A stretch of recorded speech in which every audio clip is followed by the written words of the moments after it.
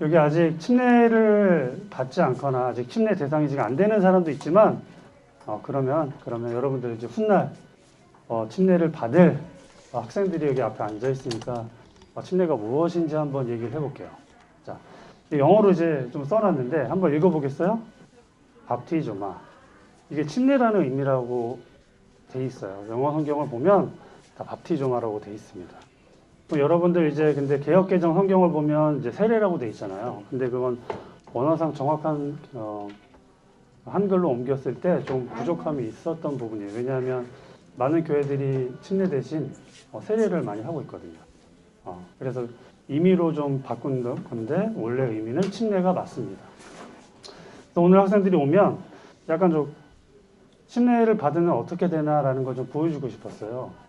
우리가 이제 침례 받으면 되게 축하받잖아요. 근데 2000년 전에도 그랬는지. 자, 여러분 한번 요한복음 9장 20절 말씀 한번 읽어보겠어요?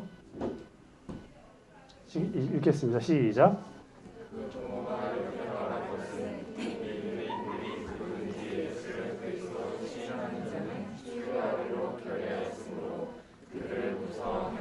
자, 이게 침례라는 의미는 우리가 이제 물속에 잠겨서 예수 그리스도에 대한 신앙을 공적으로 공표하는 것입니다. 근데 당시 이 예수님 당시에 어떤 한 병고침을 받은 사람이 있었는데 이 병고침을 받은 사람에 의해서 자기가 예수님에 의해서 병고침을 받았고 그분의 은혜를 입었다라고 얘기하면 문제가 되는 부분이 있었어요. 근데 그 당시 어떤 일이 있었냐면 예수님을 그리스도로 인정하거나 예수님의 이름을 부르는 것만으로도 유대 사회에서 출교가 되는 일을 겪어야 됐습니다. 당시 예수님의 제자뿐 아니라 이 당시에는 뭐 그리스도인 그런 말이 없었지만 예수라는 이름을 부르는 것만으로도 출교가 됐어요. 여러분들 이제 교회에서 출교하면 교회를 나가는 것쯤, 교회를 못 나오는 것쯤으로 생각을 할 수 있잖아요. 그렇죠? 근데 이 당시의 출교는 그게 아니라 여러분 유대 사회에서 출교는 그냥 그 사회에서 매장되는 거예요. 매장. 최근에 유대인들, 그리스도인들이 좀 많이 늘어나고 있거든요. 메시아닉 주라고 하는데 그분이 이제 이스라엘 안에서 예수님을 믿는 교회가 막 생기고 있어요. 근데 그 사람들이 막 엄청난 테러를 당하고 있습니다. 자기가 예수 그리스도에 대한 신앙을 공표하는 것만으로 그렇게 공격받는 거예요. 교회 생활도 못하죠. 커뮤니티도 차단되죠. 직장도 가질 수도 없죠. 그러니까 예수님을 부르면 그 이름을 이야기하는 것만으로도 그냥 예루살렘에서는 거의 살 수가 없어요. 당시 예수님을 쫓았던 사람들의 일상이었습니다. 자, 그리고 요한복음 12장 42절도 한번 불러볼까요? 시작.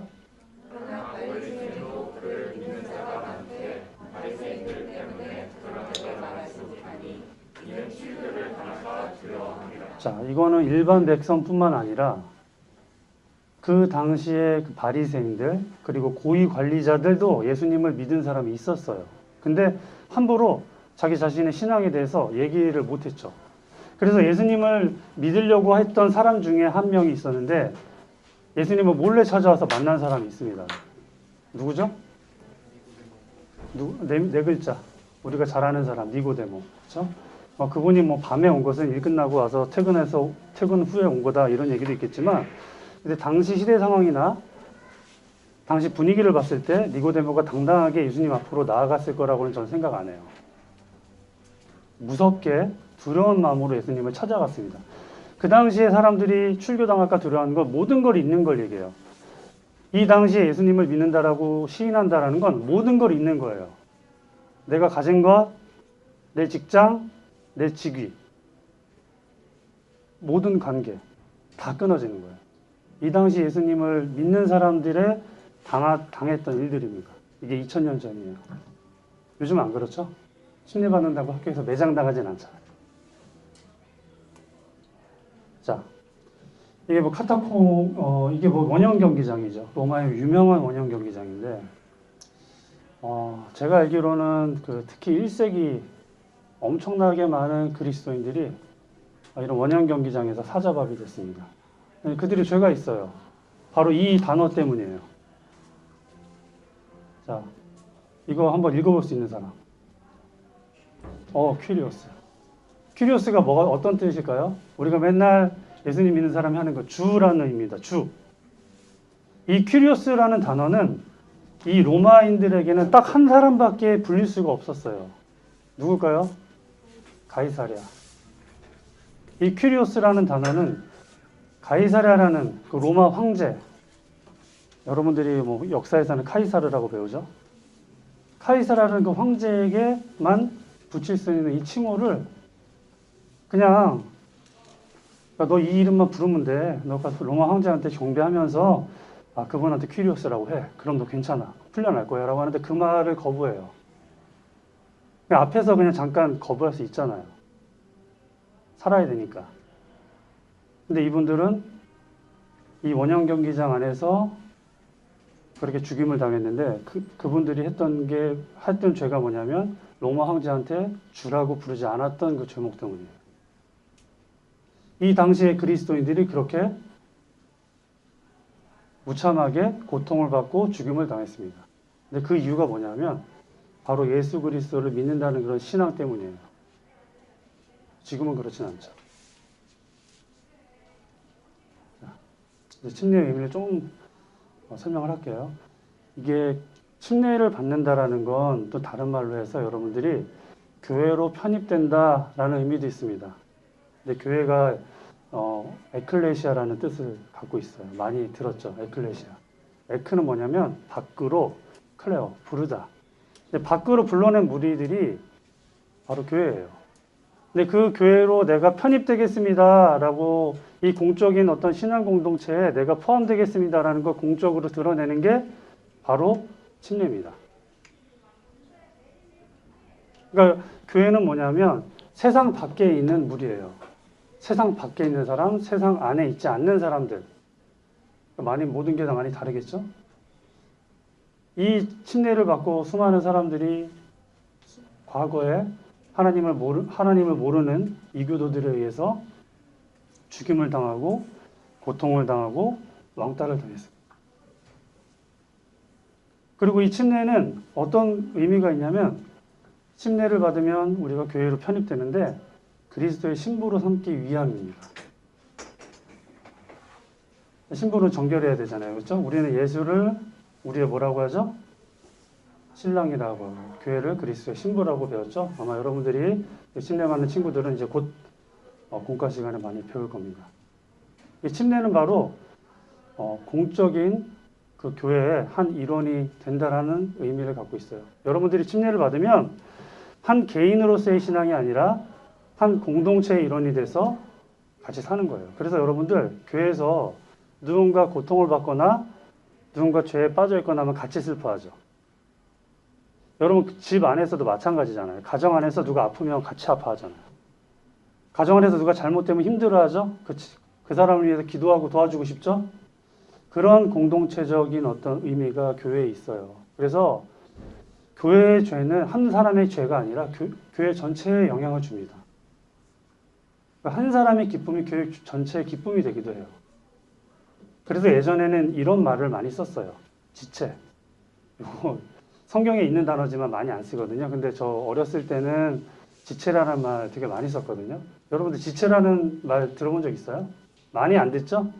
좀 노승철 선생님 경우는 뭐 많이 들었을 것 같아요. 설명할 때 우리 형제자매 이러기보다는 지체라는 말을 되게 많이 썼어요.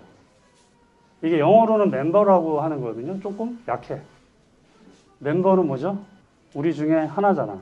근데 이 지체는 뭐냐면 영어에서 이렇게 되어 있더라고. 파트 오브 바디. 몸의 한 일부분이에요. 떼어낼 수가 없어. 그러니까 하나가 되는 거예요. 우리 합체 이런 건 아니지만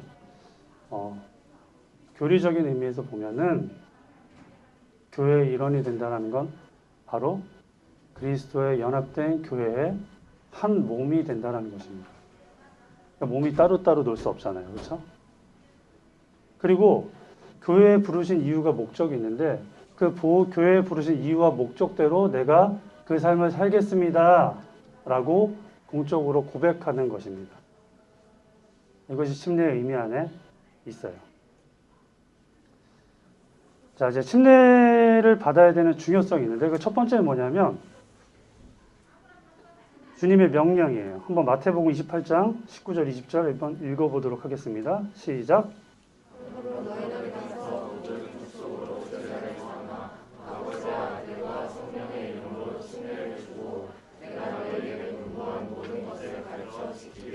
자, 이거는 예수님의 명령 중에 하나고요.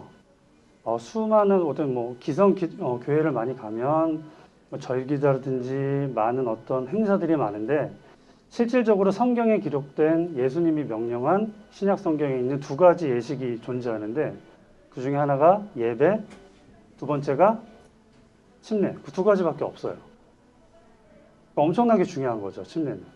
그리고 더군다나 이건 예수님의 명령이에요. 성령의 이름으로 침례를 주고 그리고 침례를 받는 것이 그 사람의 신앙의 목적이 돼서는 안 되겠죠. 그건 시작이에요, 시작. 그래서 그 침례를 주는 이유는 뭐냐면 그 신앙 고백한 사람들, 나는 이제 그리스도를 구원자요, 내 인생의 주인으로 모시겠다라고 이야기한 사람들은 이제 어떻게 살아갈지에 대한 부분이 중요하게 된 거겠죠. 그래서 그 사람들이 예수님에 대한 말씀을 배우고 성경에 기록된 내용대로 분부한 것을 지켜서 행하게 하는 것입니다. 그러니까 침례를 받는다는 얘기는 곧 나는 예수님의 제자가 될래요 라고 하는 것과 같은 말이에요. 침례 받고 됐으니까 나는 알아서 살겠습니다 가 아니라 제자가 되겠습니다 라는 말입니다. 다른 말은 제자가 되려면 어떻게 해야 되죠? 배워야죠. 누구한테? 스승님한테. 그게 성경이겠죠. 그래서 여러분들이 배워야 되는 겁니다. 근데 뭘 위해서 배워야 될까요?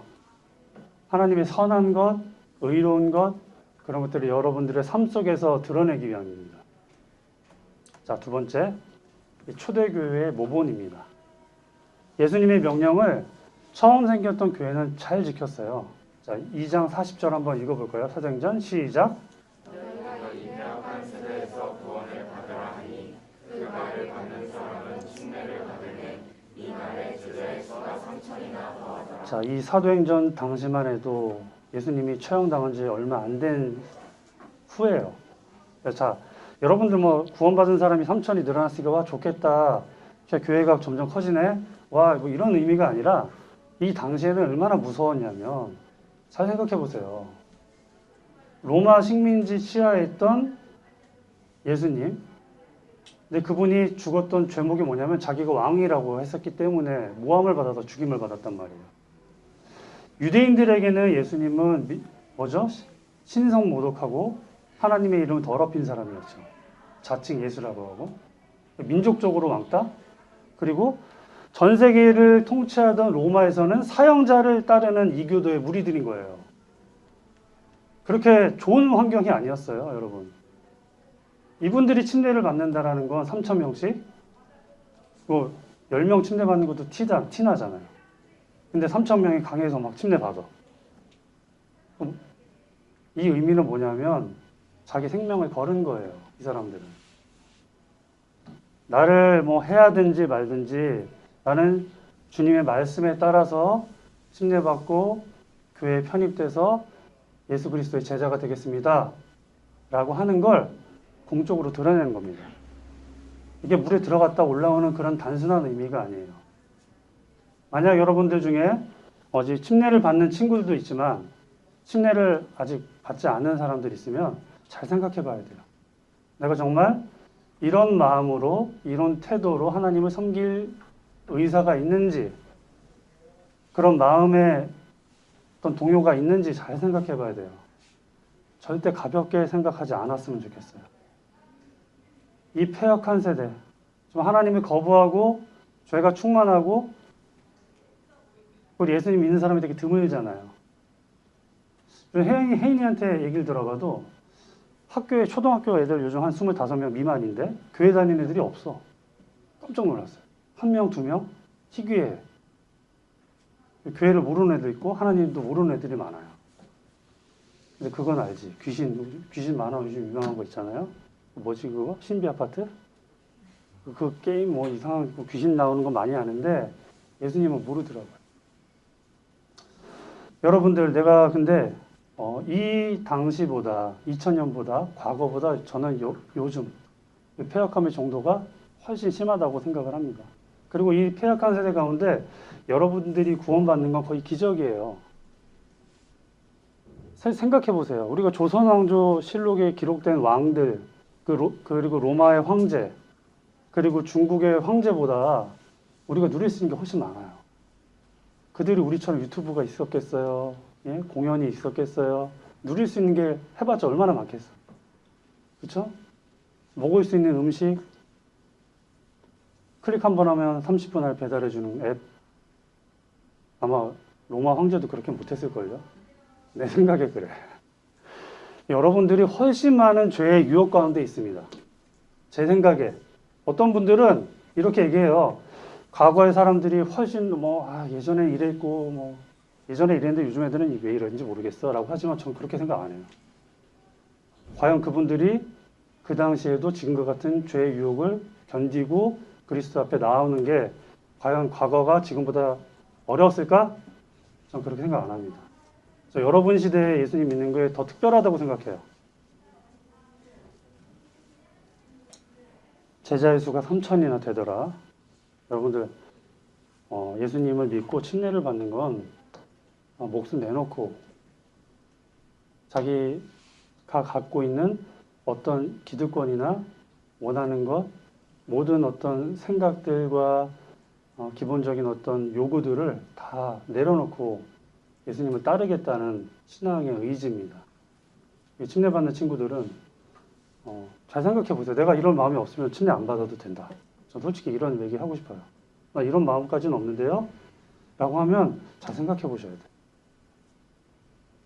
근데 여러분의 생명이 진짜라고 하면 나를 구원하신 하나님 아버지, 그리고 예수 그리스도의 어떤 하신 일들에 대한 감사가 여러분들을 그렇게 이끌어 갈 겁니다.